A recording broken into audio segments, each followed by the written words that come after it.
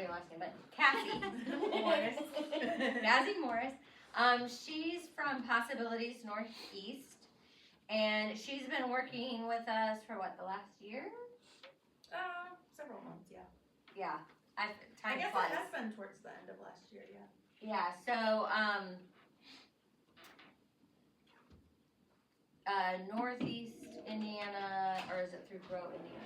No, Northeast Northeast Indiana Childhood Coalition. Northeast Indiana Coalition for Early Yes, Childhood. I can't remember. I'm like, anyway, it's one of the services that they are providing for us, like through some grants and things like that, is some different supports. And one of the supports was to have Cassie work alongside us and with us so many hours a year from Possibilities Northeast. So she's been working with Erin. She's done a few visits and observations, but mostly has been working with Erin when sometimes it's individual things, but another thing is she's offered is to provide us with different trainings and things like that. So I don't know that much. She can share whatever she wants to share about herself as far as any more than that. But we're excited to have her here today to teach on this topic. So. Hi. So, like she said, I'm Cassie Morris. I am an occupational therapist, and I have been one since 2009. I've been working with kids since the beginning of 2012. And I've started doing this consulting type work with daycares probably in the last 3 years. It started at Kiddie Prep School on Mayhew Road at Grace Point Church of the Nazarene. That's kind of where it got kicked off, and there's another, I'm there regularly, and I'm also at one other daycare regularly, and then I have this contract with the coalition to do this kind of work and consulting. Now you guys are in a unique position because you have someone to help you with behaviors, whereas most daycares don't have that option. So that is really to your advantage, and why you probably haven't seen me around as much as some of the other daycares have, because you've got a good person on your side over here. So, just a little about myself. Also, I'm a mother of 3. I can't believe they're 8, 10, and 12 now. 2 boys and a girl. I get regular practice with emotional regulation with them. My oldest actually has obsessive compulsive disorder, and that can be definitely not his fault, but can be a frustrating thing to deal with. My middle child has ADHD, which is its own thing. And then my daughter's the youngest. She's my neurotypical kid. So very excited that she just finished volleyball camp yesterday. She was very excited. So I was gonna bring I do work with a dog, and I was gonna bring him today, but he is shedding so bad. I took him out to brush him, and it was a nightmare. So so today we're gonna talk about a little on emotional regulation, but this is also just kind of like a presentation that's meant to really think about how we work together as a team. So I think that they sent out a thing to have you guys do the personality assessment. How many of you guys were able to do that? It's okay. Everybody. Okay, good. So I just want you to have in your head, what you were, and we're gonna kind of talk about that. So today, these may be a little off. I will tell you, this is a presentation I've done before, but it's generally longer. So we're gonna kind of fly a little bit, but not at the expense of, if you guys have questions, comments, things like that you wanna say, please feel free. It's actually a lot less painful if you just, talk and don't have to listen to me for an hour straight. But we'll talk about our personality type and how it affects interactions with others. We're gonna talk a little bit about stress and burnout, identify some self-care techniques, and then just talk a little bit about how that plays into our classroom and the type of regulation that we have in our classroom. So we're going to talk about understanding ourselves and our colleagues, increasing harmony. So what I had you do, it's very similar to the Myers-Briggs, if any of you are familiar with that. It's a very similar personality profile to that. However, I do like that it adds the assertive, turbulent thing at the end. You might remember that A or T. It kind of hones in a little bit more on that personality trait. But it basically looks at these 5 aspects. We have introverted, extroverted, observant, intuitive, thinking, feeling, judging, prospecting, and that assertive and turbulent. And all of those different combinations make up your own unique personality profile. Now, of course, no personality profile, it's not like everyone who's an INFJ or whatever is going to be the same as everyone else of that personality. Did you guys read a little bit about your personality type after you did it? How many of you found it to be fairly accurate? Oh, yeah. Yeah. So like when I took that assessment, it kind of creeped me out, honestly. It defined me very, very well. Obviously, I didn't pay to get the whole like extensive thing, but some of the strengths and things it talked about, I'm like, oh yeah, I am pretty decent at that, but ooh yeah, I do suck at that. So I found it to be very accurate, and the feedback I've gotten from other groups, there's always a couple outliers. There was a couple that didn't find it accurate, but mostly people find it to be a fairly accurate thing. But I think that part of the importance of why I like to kind of talk about it and go over it is because when we understand ourselves and then understand our colleagues and how our personalities are different, sometimes areas of friction can make sense and we can figure out ways to kind of harmonize a little bit more. So the first is introverted versus extroverted. So how many introverts do I have? Almost all of them. Okay. How many extroverts do I have? Okay, so a few more introverts than extroverts. So this is kind of She's like looking at me. this is kind of the comparison of what when you're looking at an introvert. So introverts, they're the type that go to a party and they're like, whoa, this is too much. Or like me, I don't know if any of you have ever heard the term ambivert, or if I'm saying that properly. Basically, it's someone who can kind of do both. I feel like that defines me very well. Like, I am an introvert. However, I work with families and kids all day. So I can present very extroverted, but man, let me tell you, when I get home, I'm like, I'm done. And then, of course, I have 3 kids that aren't done, so it doesn't always get to happen the way I'd like. But extroverts, they love that chaos. They love the engaging environment, going around meeting all the people and doing all the things. Introverts are really good at picking up the cues in the room and reading the room. Extroverts, they're like just out in the middle of all of it. Introverts, we need those time to recharge, and we can lead, but we're not like spotlight type people. We don't always want all the attention on us. Extroverts, do any of you struggle with alone time? Do you not like to be alone? Yeah. I used to until And you can, I would say even, this can, I don't know the science behind this, but I feel like personality traits can change over time. Like in high school, I feel like I would have been a pretty extroverted person. And now as I've gotten older and older, I'm just like, I need my space. So I just wanted to highlight a few statistics that I think are interesting in the sense that they can help us to understand each other. So 80% of introverts find that time spent alone is more interesting and satisfying than time spent with other people, compared to only 20% of introverts. So I thought that was a pretty stark statistic. 89 of extroverts, this is one that I think we don't want to think about, feel comfortable expressing verbal gratitude when they feel it, but only 67% of introverts.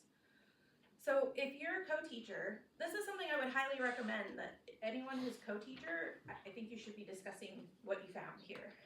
Because if we have an introvert and an extrovert, we could have the extrovert saying, why doesn't she ever like say thank you? Why doesn't she ever, tell me more stuff? And this could be part of it.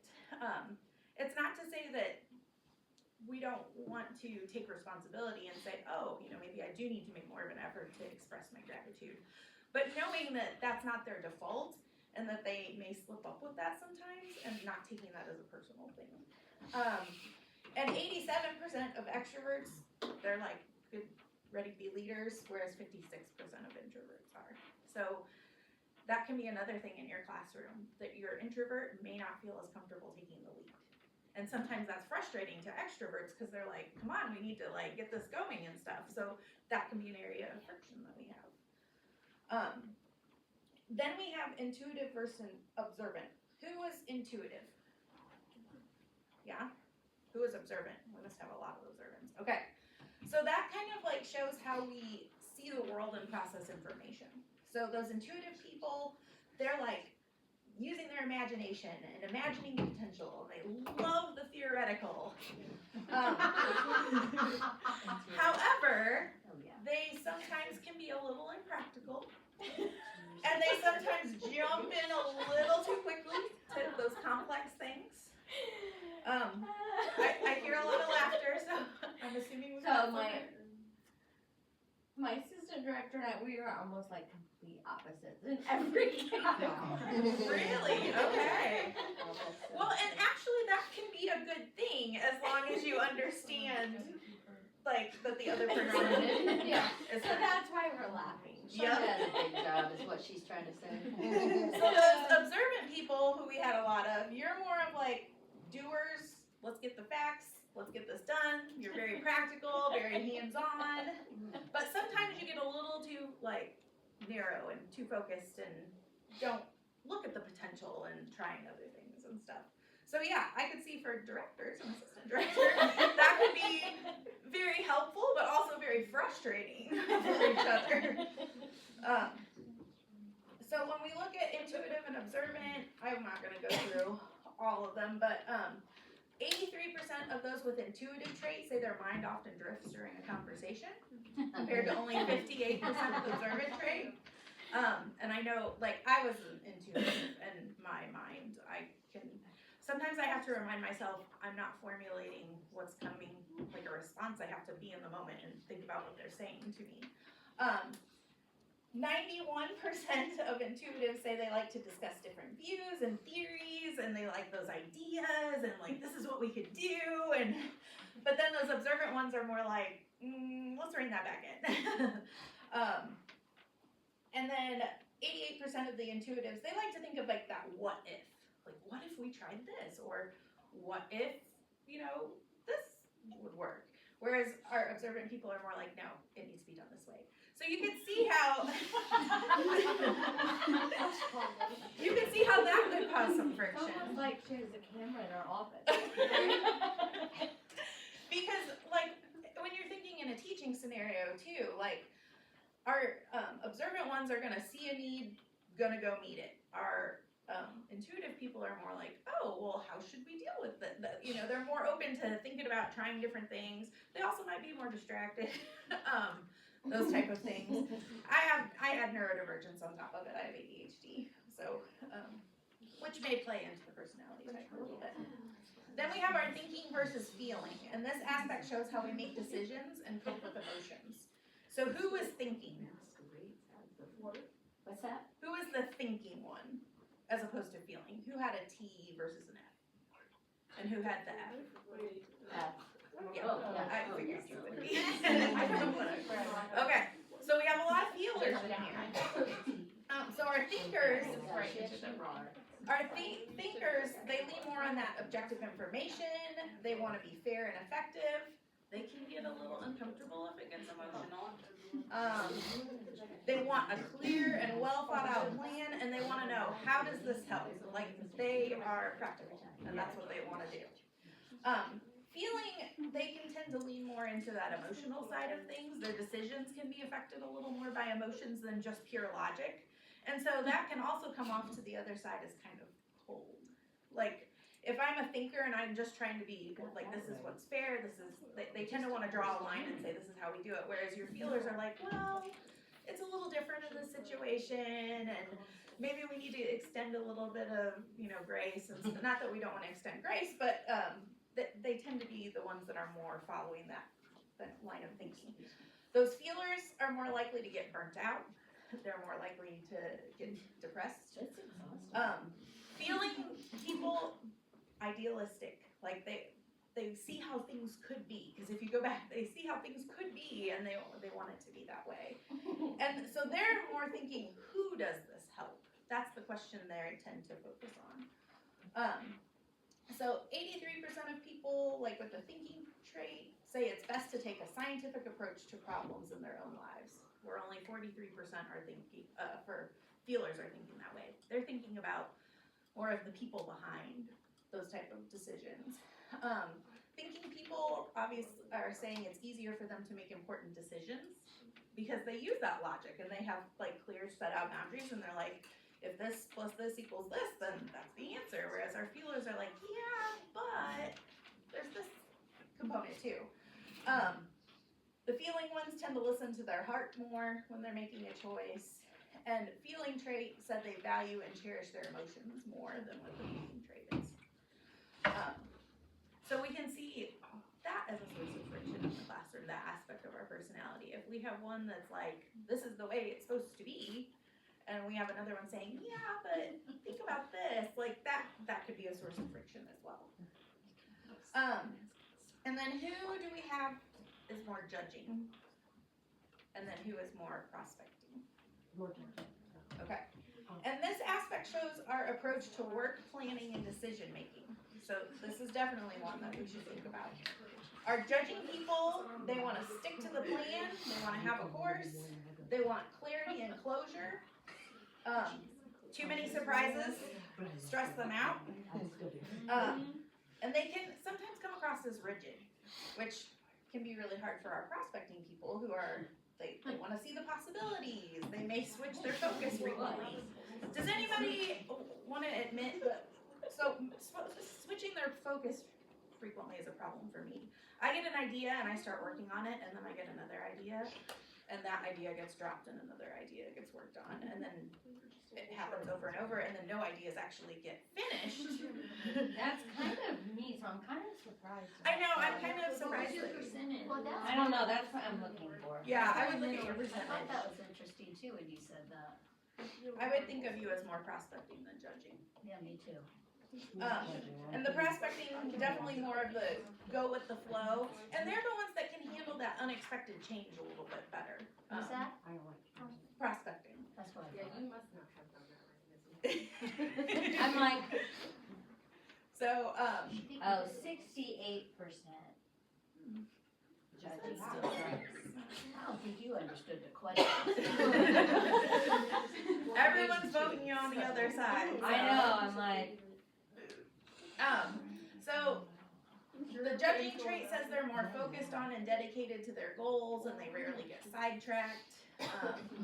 The prospecting trait says it's hard for them to focus on one thing for a long time. That is definitely me. that's definitely me too, I don't know. Yeah, this sounds more like you. I think that I would change that for you unofficially. Yeah, So yeah. And then this is the one that adds the assertive versus turbulent, and this is more of like how confident we are in our abilities and decision making. So if assertive is just like what the word says, self-assured, even-tempered, they don't get frazzled as easily. They're like what's done is done. They don't have as many worries, but sometimes they can gloss over problems. 100% assertive. Okay. Our turbulent ones can be more self-critical, perfectionistic. They feel like they're never enough. They can get caught in regret a lot. Like they think back to their past mistakes and they struggle more to get past that. They're the anxious one. They're the one that's looking what could go wrong. What could go wrong. Oh my And they goodness. tend to notice the little problems. The little problems That drive me girl's crazy. So you're more of the gloss over the problem. Yeah, like, It'll work itself out. everything's fine. Everything's fine. It's fine. I'm fine. Yeah. So, 79% of those with a turbulent trait say they think about their regrets a lot, but only 42% of assertives do. Those with a turbulent identity say that comparing themselves to others usually results in negative feeling, whereas assertives aren't bothered by that as much. Like they don't feel the need to compare as much. Not that they don't, but they. And assertive is more confident dealing with day-to-day difficulties. So you can see where if you have someone who tends more towards turbulent versus assertive, they may hesitate when they're making decisions in the classroom, and it can look like. Not in the classroom. On it in the classroom.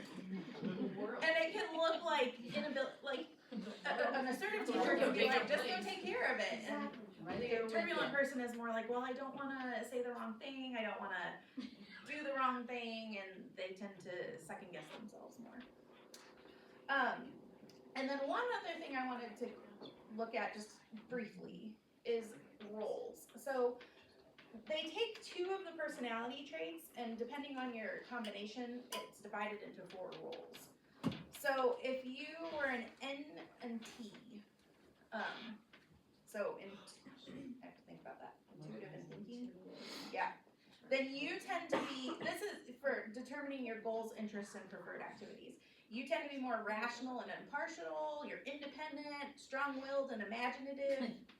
You prefer what works to what makes people happy. Like, they don't necessarily think about, I'm not saying they don't think about harmony, but they're more like, this is the way it should be, and they're fine with that. They're strategic thinkers, but sometimes they struggle socially, meaning they probably come off as a bit cold and harsh to other people at times. Diplomats are the NF, so that's intuitive. If you had a combination of intuitive and feeling, you're a diplomat, which that would be me. They're very empathetic and cooperative. They're harmonizers, and they struggle with difficult decisions and the cold rationality. Like, they're gonna be the one that when you make a decision based on just the facts, they're gonna be like, well, but you're not thinking about how this is gonna affect them. Like, it's gonna come off as harsh to them. The Centials, so that's if you had observant and judging. If you had those 2 as a combination, you're considered Sentinels, and you're very cooperative. You like to create security and order, hardworking, meticulous. You don't shy from difficult tasks, but can be inflexible and have difficulty accepting different points of view at times. And then if you had observant and perceiving as a combination, you would be the explorers, where you're more spontaneous, utilitarian, practical, quick on their feet. They can push towards risky undertaking or focusing on fun. Like, they're more willing to explore. So as we look at that, Like, am I a diplomat or am I an explorer? I would consider you to be the opposite of what you scored on the last one. So I think you're perceiving, not judging. So if you were intuitive, It says ENF. I think you would be this. Okay. Yeah, because I think you're an EN. Yeah, I think that's what you would do with this. I see explorer and diplomat. Observant. Yeah. See, depends on the mood they And these aren't like written in stone, like this is how you're gonna react to every situation. Right. You have to remember anytime we're under stress or, those type of things can affect that. But now my goal with going over all of this, however, is that we start thinking about what our personality traits are, what our strengths are, what maybe our weaknesses are, and what our colleagues are like. And that's why I highly recommend that you really look at this with your co-teacher, to kind of say hey, this is something I struggle with. Not that the other person's gonna say, oh yeah, I know. But the other person, you guys do. But this is just a chance to really think about the other person and how they're perceiving that. Now I am gonna have you do one other one, and I'm gonna give this to you guys now. This is a compass point one, and this is focused more on specifically workplace. I'll give you about 5 minutes to do this. There's 2 sides.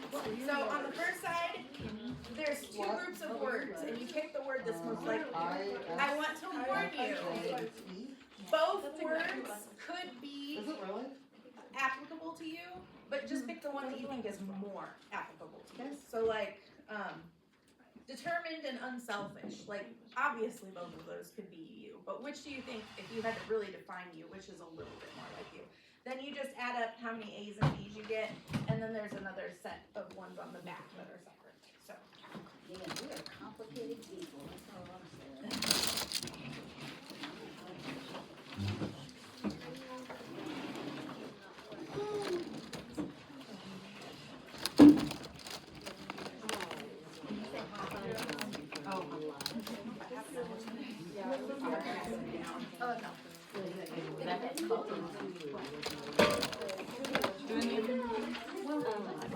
Down. the only one that I was part of. Everything else I was fine.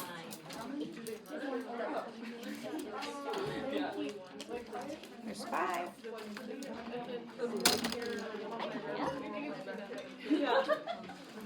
I was looking around and I was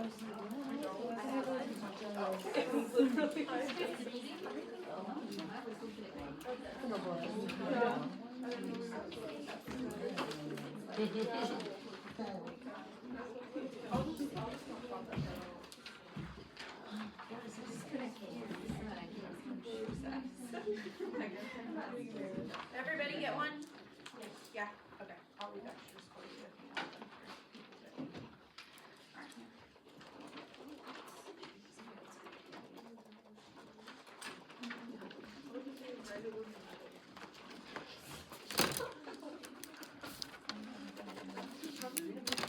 all of them are like that because they're really heavy. There we go.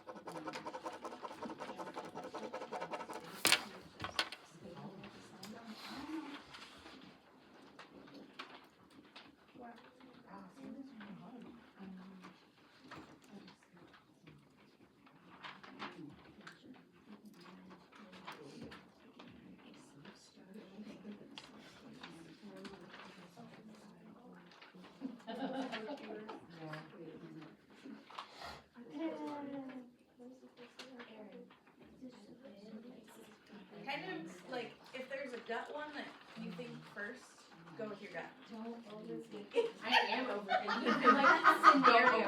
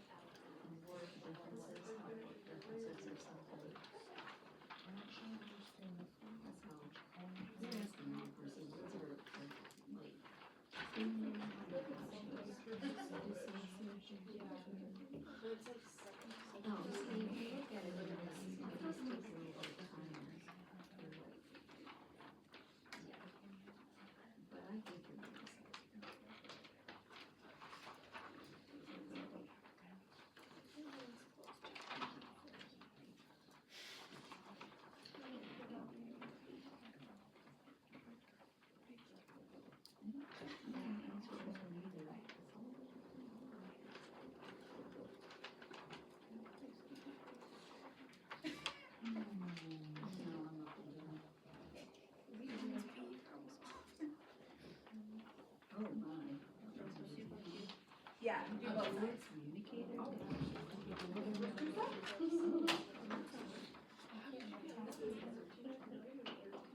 Hopefully we're getting close to halfway. I'll give you a couple more minutes. Make sure you're not overthinking it. Yeah, Shonda, what number are you on? I am on the second one. Oh, good for you. Hey Renee, did you see the rule follower one? Yeah, but you know what? What did I do?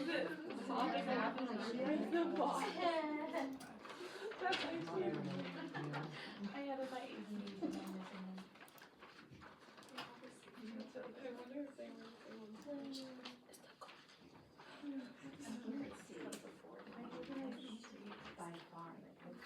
Oh, yes.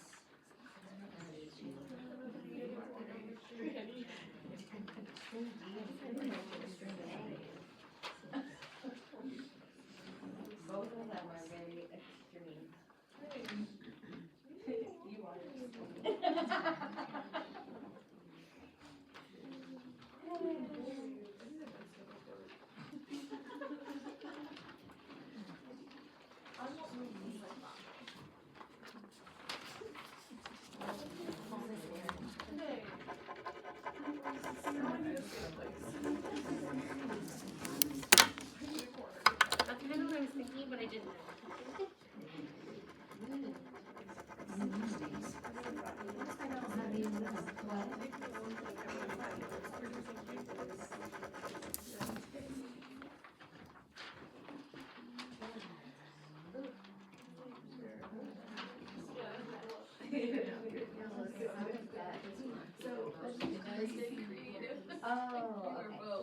love me there.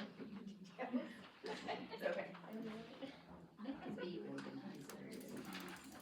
I am organized and creative, I would rather be described as.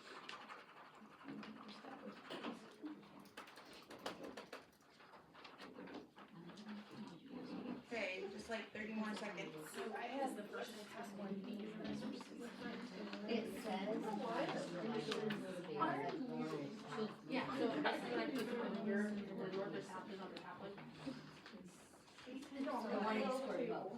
Yeah, so if you're higher, this your but whatever number has your highest. So your highest is your dominant type. Now I understand. I understand.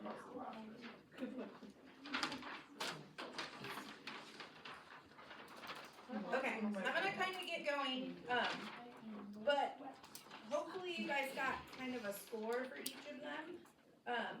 Whose highest number was A's? Like their very highest number of all four was A's. What was if that was like all of them? Well, on the back is C and D. Yeah, I Okay. saw those. So if you're an A, you're a North, and these are some of the words that would be used to describe a North person. One thing I would recommend too, like if you look, this is something that is on the internet, like you can access this assessment and even some of the like stuff that goes with it. I would highly recommend, I'm only gonna look at the very basics of it, but you actually get a profile of like, you could be a Northwest or and each individual profile has its own like information. So it's kind of interesting to look at, but our North ones are goal-centered, focused, analytical, hardworking, they're fine with going fast-paced type of one. Whose highest of all four scores was B?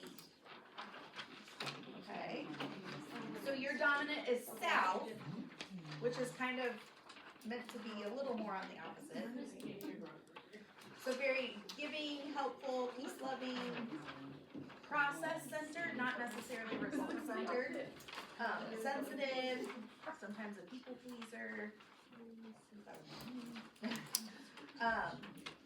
Who had the highest that was C's? That's what I should say. Okay. Super west, right? Yeah, that would be for West. Yeah, I accidentally, I have these backwards. So you're a multitasker, ideas-centered, fast-paced, innovative. That's what, I feel like with you two, I'm not getting the same results that Yeah, I should have been a north first, I guess. Yeah. I don't know. Same for you guys though. Are you guys, this one, we may not find as accurate, but it's meant to be a way of thinking of how, or like, I see a head shaking, so I'm assuming you're not finding it I'm as just accurate. not a multitasker whatsoever. Mhm. I struggle with Well, that. let's go to this, okay. I'll show you the east. If you had east, this is some of your responsible, What letters is East C or D? D, Yeah. east is D. See, like, it's not adding up. Wait, Okay. I'm not analytical. Well, let's look at it this way. No, Maybe I D. can't find it here. Sometimes. And it that's the could problem. be too, I mean, sometimes I feel like I'm a little different in, work settings versus like personal settings too. And that, where some of you are struggling, I know you said it depends, like sometimes it is struggling, like I'm not super organized anywhere, but I am more organized at work than I am at home. But even, so like, think about your score, but also think just about these in general, and if you feel like you fall into another one more, then consider that somewhat more of what you are. But I like this because it kind of breaks it down, like a North person, like their strength is being able to make quick decisions. Whereas a South is really good at cooperation. We have weaknesses. Some of our North, they get very impatient. With the East, they can get tunnel vision.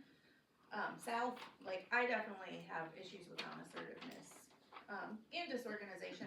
I can't remember what mine was. I'd have to go back and look. But I would probably fall into kind of a Southwest type of plan. But even think of this in the sense of like pet peeves at work. indecision. Does anyone, like, is that one of your pet peeves, people that just can't make a decision? Oh, yes. Yes.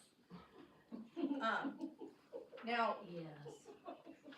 so you tend to fall more north for that, whereas, It's not that restaurant. for your kids. south and west people, like, they're gonna be a little less inclined to be prompt decision makers.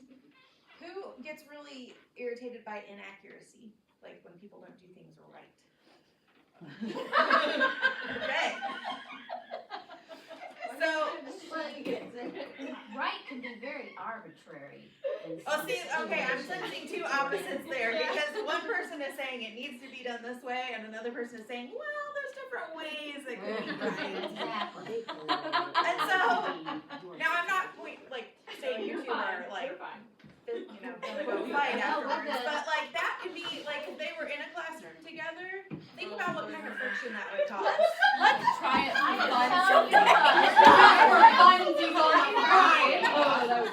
Oh my goodness, we have worked together and I just, she just. Marty to watch the video. Yeah. I wanna watch the cameras for that. So what's his baby's name? It's Tyler. It's Tyler. It's still Tyler. That was Yeah. us last Friday when we were working What's his together. baby's and name? in the afternoon. I did not keep the They are twins. Oh, It is. Oh, so it really bothered you to not And she know been them in there. apart. Like, I can't tell them apart, and so it was constantly. They don't look Oh, anything alike. You couldn't tell any of the babies apart. That's funny, Renee. I certainly could. Who has But you have to be right. I'm always right. That's the problem. Okay. Once you have a problem, then you You're can an fix it. example here. Who has a pet peeve of like who just can't stand conflict?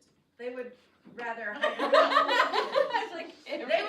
hide under the table For that, and you know? grin and bear it and tell someone that something's bothering them. Yeah. Now, what happens though? We'll talk about that when we don't address that conflict. And who's not? Who gets really annoyed by rules? Yeah. And so when you have Obviously, someone, I like the rules that I wouldn't play. Yeah. But in most of life, like rules, yeah. So this is all meant to think about ourselves and how we're working together. So I wanted to do just a quick little slide on how we handle conflict, because those ones that hate conflict, which I am one of them, I will admit, I am horrible at dealing with conflict, and I often grin and bear it when I shouldn't. But what happens when we grin and bear it and don't say something, and it keeps happening? Just bubbles. Yes, there's resentment. Like, I can tell, I have a good marriage, so I can be upfront that, like, my husband will do little things that annoy me, and I often don't say anything, and so then all of a sudden one day I'm, like, barely talking to him, and he's probably like, what's up with her? But I can tell you in our marriage, neither of us are good with conflict, so we just kind of, thankfully, we have the kind of relationship that can deal with that, but it's not the way to go about it. So, a couple tips, these were from I know this sounds weird, but a Forbes article, but I looked at them and I'm like, I really like these points here. So first thing is to keep it between you and the person, meaning that if I'm annoyed with Missy, I'm not gonna go and tell every other person, oh, she does this all the time, it drives me crazy, why can't she, and never even say anything to her. Because then we start developing cliques, we start developing, we can even start to fester in our, because there's other personality types like yours, so if she does something that I don't like, there's probably someone else that doesn't like that she does that, and so then we start to team up against each other, which is just not, it's not beneficial, it's divisive, and it's really not the way we're supposed to deal with conflict. Another thing would be don't put off the conversation. Because when we put off the conversation, the resentment just builds and builds. Now, I'm not saying, especially for those of you that need to, if I'm going, confrontation's hard for me, so if I'm going to confront someone, I do need to have maybe a day or two to think about, okay, this is the things I want to say, this is how I want to, I need to gather my thoughts. But it's really easy for me to say, oh, well, she's busy today, I'll get it on Monday, and then Monday comes, and I'm like, oh, it's so crazy, like, it just goes, and then it festers, so don't put it off. Obviously, we wanna discuss things calmly and in person, we don't wanna turn into a yelling match. We want to be direct but kind, like, it's really easy to say I've dealt with the issue, but I kind of did it by beating around the bush. And it's not fair for me to say, oh, well, I told her it's really hard when this thing happens in the classroom, but I didn't actually tell her that, like, the way she is doing it is hard for me to handle. Like, sometimes we kind of hint at something and we think, oh, they should get it. But that's not fair assumptions. It's not fair to do that to people. We have to be direct but kind. Find the things you agree on. One thing I'm big on is making a sandwich when we communicate, meaning, and this won't always be applicable in conflict, but like starting out with like, you know, I really love being your co-teacher. You are really good at doing this one thing, but you know, I've really been struggling because when it's time to clean up, it feels like I'm doing more of that and you're doing something. You want to be careful. You don't want to be accusatory. That's why I said use I statements or it statements, like it feels like, or sometimes it seems like. We don't want to automatically assign blame and think we know what their intention was, because sometimes their intention was not what it seems. Like, I might have thought they were trying to get out of something, but in their head, they're like, well, no, I was just trying to make sure that this other thing was ready. But maybe my personality type doesn't think that other thing is that important. Didn't we just have this conversation, Missy? Yeah. So we want to listen when we're speaking and not just listen to respond. And that's hard to do because when we feel confronted, it's very easy to be like, well, yeah, but I'm doing it because of this or whatever, when instead maybe it'd be like, ooh, I'm sorry that it feels that way. Like, I could see why you would think that. This is what, it's not that we can't respond. We could say like, my rationale was this, but if it's feeling that way to you, let's work together for a solution and find something. So we want to seek an amicable solution, something that works for both of us. And it may be that they're not gonna do exactly what I think that they should do, but we can find some middle ground where, well, if you could at least make sure that you help get that area cleaned up first before you go do this other thing, then I feel like I can handle the rest of that type of thing. Knowing when to get a third person involved. If you truly are just not reaching that agreement, that's when we would talk to like Missy or, I'm sorry, Shonda. And again, Missy or Shonda, not our other, like, oh, I went to her and I tried to talk to her and now she won't change and blah, blah, blah. Like, it just doesn't work. Because then we end up with teams.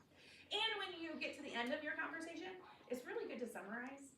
I know that sounds kind of silly, but like, you know, hey, I'm really glad we talked. So from now on, I'm going to try to do this so that you can do that and, you know, work this out together. Does that all make sense? Mm-hmm. Who is really overwhelmed by that? You can say that. I'm telling you, like, I'm horrible at conflict. I know these rules, but it's really hard to do. But I promise, like, if you can get through it a couple times, it gets easier. And I feel like I would rather be able to come to work and say,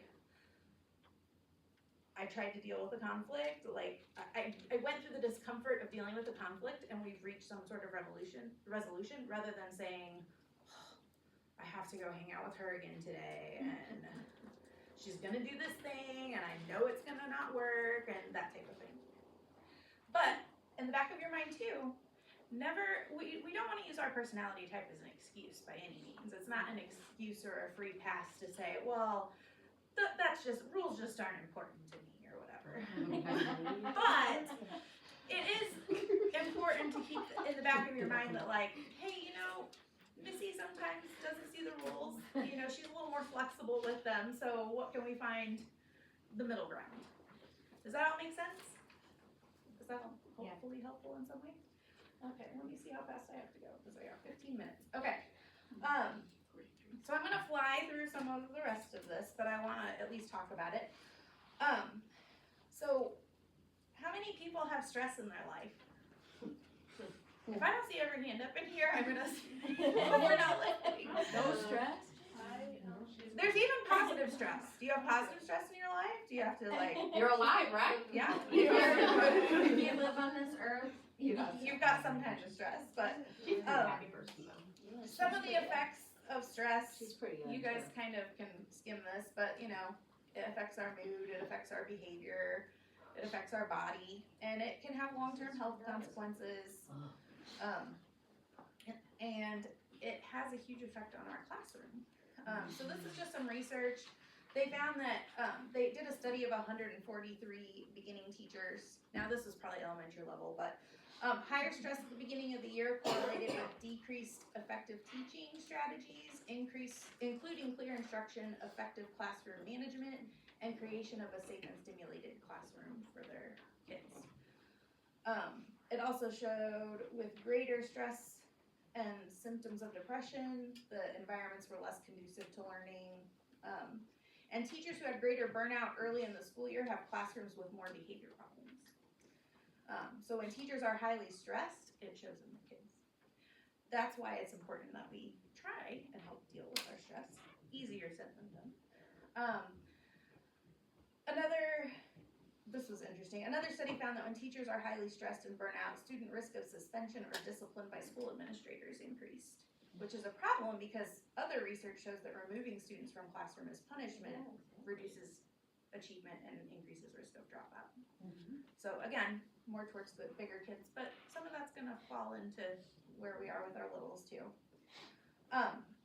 So these are just a list of questions that are signs of burnout, but like if it's hard to focus on your job, you're feeling let down, you're doubting your skills and abilities, questioning the value of what you do, you don't wanna come in the morning consistently, and not just because you wanna sleep, but just because like, oh, I just can't do it anymore. And even, you know, physical complaints or sleep habits changing, those are all some signs of burnout. So one thing we can do, which normally I would go through this with you, but we don't have time, is you can identify signs of physical stress by doing like a body scan. And I'm pretty sure this is something that like, if you would even Google this or like look for it on YouTube, for a body scan, like there would be some video with a voice that can talk you through it. But it's basically like something that'll say like, okay, close your eyes, pay attention to your head. You know, do you feel pressure? Does it feel tense? Like, and the body scan is meant to be just recognizing and not necessarily fixing. One thing I always recognize if I do a body scan is tension in my shoulders. Like, if they say, think about your shoulders, I'm always like, oh, yeah, those. Or jaw, I hold a lot in my jaw too. So, there's scripts that you can find online. There's also scripts, well, both online. There's like ones you can read through and there's also ones that you can listen to. Another important thing is exploring and accurately labeling our emotions because and because sometimes it's easy to say I'm feeling sad, but like I love this chart because it's like, well, what kind of sad are you feeling? And it just helps you to really pinpoint because sometimes we don't want to think about the problem and we aren't in tune with how we're truly feeling about things. Recognizing negativity bias. This is one that I think is important. Research shows our brains tend to recognize the negative over the positive and focus on that. So that means maybe 5 great things happened in your classroom today and then there was one big meltdown. Your brain's gonna remember the one big meltdown and totally forget, well, or kind of blow off the 5 good things. And that's part of our amygdala. It's our stress, you know, system in the brain. And because of the strong negative perception that we get from that, it just kind of ingrains in our brain better. So recognizing that. Some ways to combat stress is deep breathing. Okay, let me give you a little snippet on deep breathing. I used to hate when people would tell me to breathe deeply. I hated it. I was like, I just don't think it's that important. Like, I don't think it's gonna help that much. And I just kind of resisted it. And then I started doing it. And I moment of stress, I had this little app that would, like, if I did goals, you could earn things and stuff, so it was free. But, so I had, one of my goals was just to breathe deeply, you know, for 30 seconds every day. And I started to notice, like, oh, that does make a difference. And I can tell you, I had a kid one time, we're gonna get into the kid stuff a little bit, but, how many of you have ever told a kid to take a deep breath and they just scream at you? Yeah. Generally making the demand when they're really elevated is not gonna help. But I had a kid one day, poor little guy, he was nonverbal, very upset that he had to leave my room because he didn't wanna leave his little animals, or I think it was cars we were playing with. But I needed to take him back to the classroom because this was a place I was consulting at, and it was nap time. Now, I did not want to go shove a screaming child in the room and say, I'm done with him for OT here, as they're trying to put 15 other kids down for nap. So I took him. thoughtful. I don't like to do that. And so I took him to the office and I said, I knelt down on his level, held his hands, and I said, that's really frustrating. I'm gonna take some deep breaths. I didn't say, you take deep breaths. I said, I'm gonna take some deep breaths. And I just held his hands and I went, and I really exaggerated and kind of went up and down and was really loud with my breathing. Within 30 seconds, he started matching me. Within about a minute, he was calmed down and we were able to go back to class. Promoter assessment, I could call me. Now, is that gonna happen every time? No, I'm an idealist, but not that idealist. I work with kids. But there's a lot to be said with the mirror neurons. They're watching you, they're mirroring what you're doing, and so sometimes taking the demand away, but doing the modeling can still be helpful. Progressive muscle relaxation is somewhat similar to a body scan, but this one actually, like, when you notice the tension, it has you do something about it, and it, like, does relaxation. So you, like, say I have tension in my hands, it'll usually say, okay, squeeze your hands as tight as you can, now relax them, so that it helps you, like, let go of that. There's also really great scripts that you can get for progressive muscle relaxation. Some of the apps probably have them too. I have the Calm app, but I haven't seen that one on there per se. Also, making sure that you're eating, sleeping, exercising, like those are all things like taking care of our physical health makes a huge difference in how we're handling stress. Mindfulness, this is another thing I used to hate when people would tell me. I'm like, don't tell me to be mindful. I don't need to be mindful. But I have found that, like, sometimes that mindfulness and just focusing on the moment, letting things go for a minute, focusing on my breathing, it does allow my brain to reset for a minute. It doesn't make the problem go away, and it doesn't mean that I'm automatically not stressed, but it does help. And then, we're not gonna do that, but you could do it. Gratitude is also a big one. That's another thing I always used to do on my app, is just thinking about something I'm grateful for today. And if you're having a lot of stress at work, I highly recommend, like, doing a gratitude exercise of, like, what am I grateful for in the classroom today? Or that most difficult kid in your class, what am I grateful for that happened with him today? I can come up with one thing. Like, maybe it's, he didn't throw the pasta out of the sensory bin today. Or he only bit 5 times instead of 10. I mean, do what you can. But even just finding something, sometimes too, it's more like I'm grateful that even though he's very high energy and difficult, he's a curious kid. Like, thinking about those things about him that are good. Because it's really easy to start labeling those kids as bad kids. And I truly don't think there's so much thing as a bad kid. There's struggling kids, there's a lot of other things with kids, but bad kids, not so much. They are created in the image of God. And a lot of the bad kids end up being my favorite. Granted, I get them one-on-one, so they're a little easier to control for me. But having boundaries, saying no to overcommitment, saying no to negativity, discussing. This is a good way to help support your coworkers. If I say, you know, I've been really stressed, like, if there's something you can ask of them, even if it's prayer, like, just ask for help from each other. Or, I really need to, maybe I was the one that dealt with the meltdown for 10 minutes. And so I'm like, okay, as we're getting set up for snack, could I just do this thing that's a little less intensive than doing this other thing?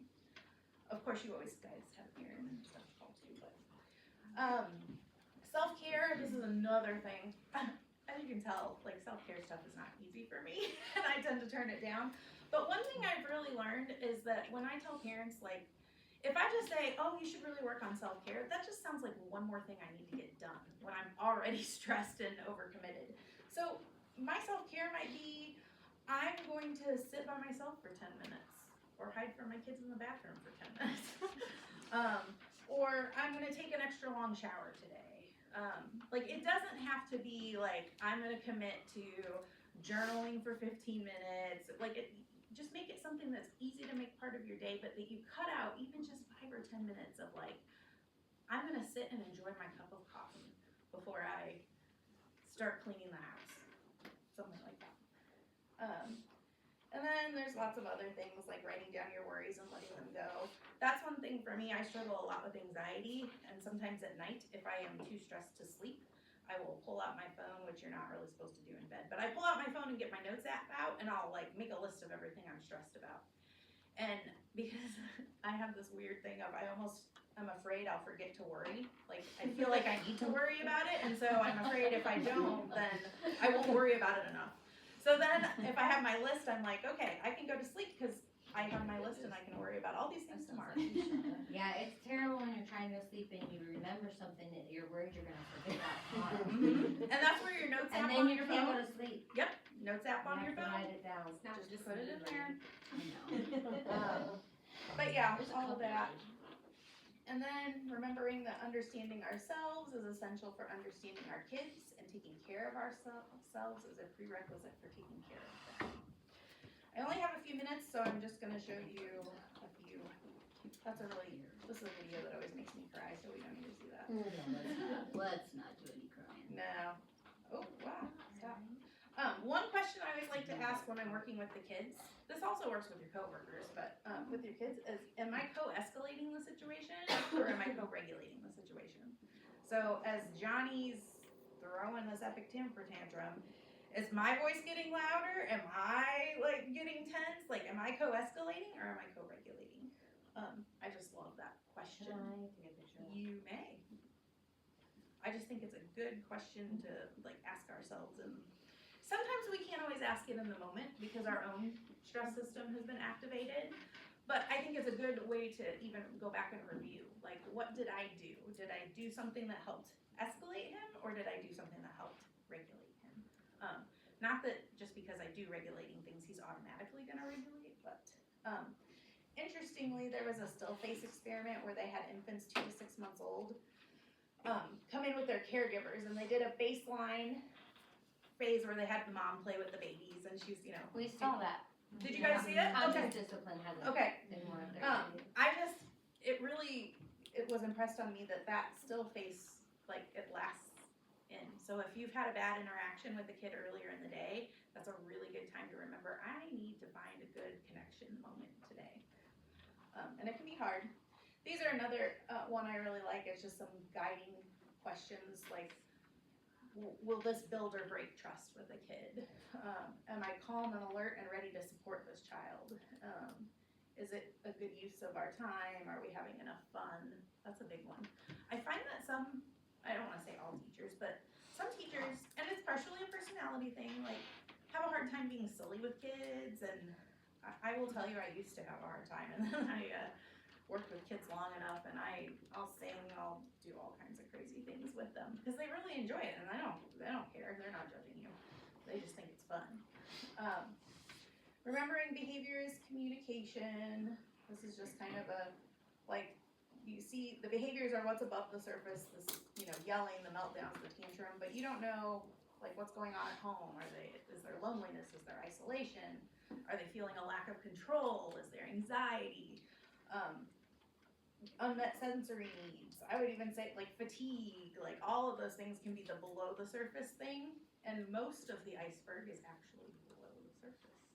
So you're only seeing what's coming out because of what's underneath.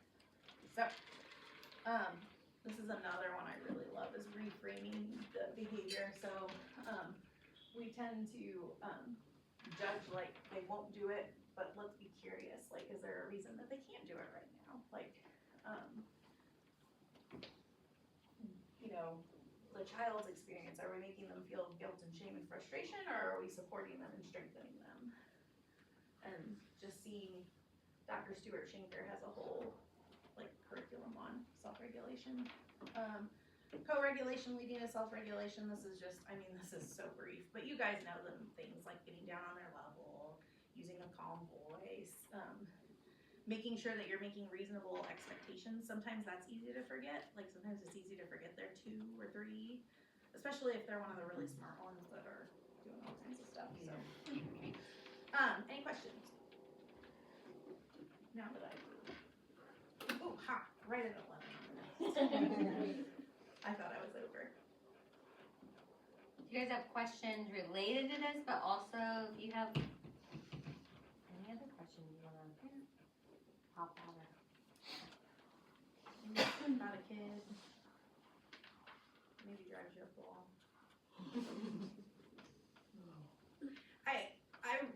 Always tell groups, or I try to tell groups, that I totally respect what you guys do. As an OT, I work with kids one-on-one. And when I go in and consult in a classroom, let me tell you, by the time I'm out of there, and I'm only in for like an hour, maybe 2 hours, by the time I'm out of there, I'm like, oh my goodness, I could not do this all day long. You guys have to have a lot of patience, you have to have a lot of self-awareness and co-regulation, you're dealing with the ins and outs of it all day, so I truly, like, I respect what you guys do, because I couldn't do it. I like my one-on-one time with kids. And that's why I always recognize too when I'm working with a kid in therapy that's at a daycare, like they'll be having issues in class and I'm like, oh, well, they did great for me, but I have them one-on-one. They have my undivided attention. I'm in a therapy room, we have a bunch of sensory outlets and stuff like that. So, but that's one of those times where I do wish I could pull you guys in, because so often our kids in the classroom, I mean, they're struggling, but they're overstimulated, they're vying for attention and stuff, and when you get them one-on-one, some of them are such neat kids, even when they're really, really difficult in the classroom. So just remember that there's that iceberg. there's a kid underneath that, all of that behavior, all of that frustration, and usually it's a really cool kid. But I know that's easier for me to say when I'm working with them one-on-one than when you guys are dealing with the 50th meltdown for the day over the red cup or whatever it is that day. What you said about both ones, like the hardest ones being your favorites. Uh-huh. I always find that the ones that have the difficult behaviors, I felt more of a bond with them Uh-huh. because I'm spending more time Mhm. working with them. Well, and to me that says that you're probably doing a good job building connection with them. Because there's a difference too between like spending more time with them because they need something, but also getting that quality time in that you're helping them to feel safe and regulated so that you can build that positive relationship with them. She's So amazing at that. that's a good thing. And that's what, some of these kids, I've had kids in therapy before that I'm like, man, I wish you could give an autograph because I want to know what you're going to be doing in 20 years. Remember me when you're famous.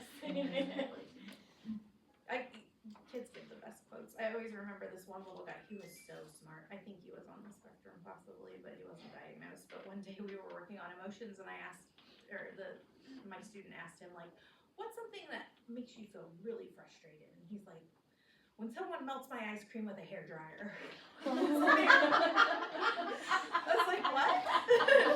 I'm like off to the side. My student's working with him and she's like, she handled it beautifully. She's like, well, yeah, that would be frustrating. And I'm like, in the world? So yeah, I get, the other day a girl looked at me too and she's I'd like, be ticked. I would be mad if someone melted my ice cream. A girl called me goth the other day too. I was dressed very similar to this, but I was like, oh, you think I'm goth? She's like, yeah, you have a nose ring. Okay. That's one thing, man, you guys should collect. That's one thing you can put in your gratitude journal when they say those really funny things.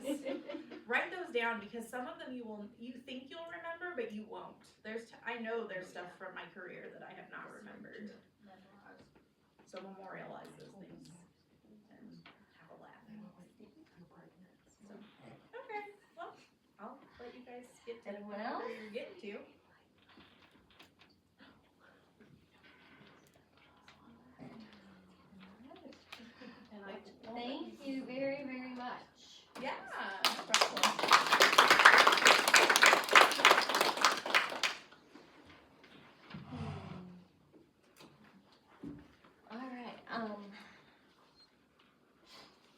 something after training? Good.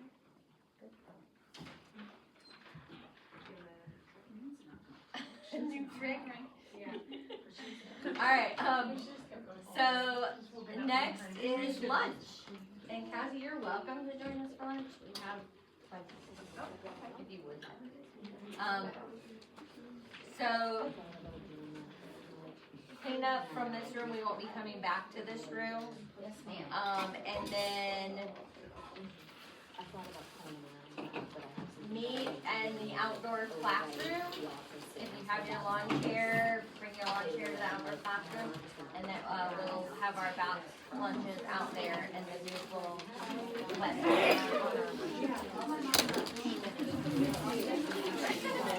Oh, yes, yes, thank you. So the plan is to do that right after the day is done. Are you sure you don't really want this stuff Do that right.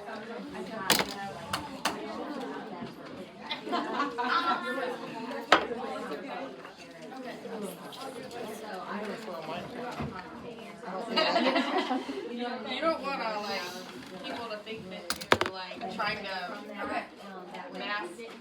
Yeah, something. Yeah. I figured I'd just sit on the ground. Just with your bag. Ugh.